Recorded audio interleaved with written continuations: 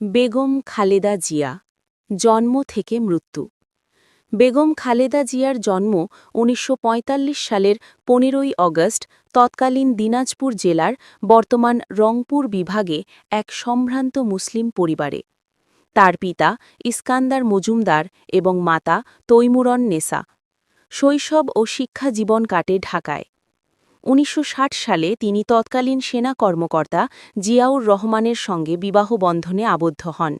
১৯৭১ সালে মুক্তিযুদ্ধের সময় জিয়াউর রহমান গুরুত্বপূর্ণ ভূমিকা পালন করেন।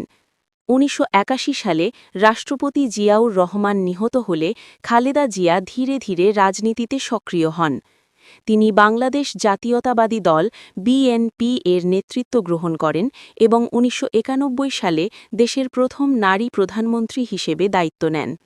পরে ১৯৯৬ ও ২০০১ সালে আরও দুইবার প্রধানমন্ত্রী নির্বাচিত হন। তার শাসনামলে সংসদীয় গণতন্ত্র পুনঃপ্রতিষ্ঠা, শিক্ষা ও অবকাঠামো খাতে নানা উদ্যোগ নেওয়া হয়। রাজনৈতিক টানাপোড়েন, মামলা ও স্বাস্থ্যগত জটিলতার মধ্য দিয়ে তার পরবর্তী জীবন অতিবাহিত হয়।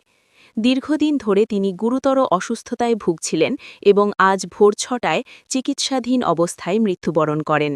বেগম খালেদা জিয়া বাংলাদেশের রাজনীতিতে এক গুরুত্বপূর্ণ ও প্রভাবশালী ব্যক্তিত্ব হিসেবে ইতিহাসে স্মরণীয় হয়ে থাকবেন।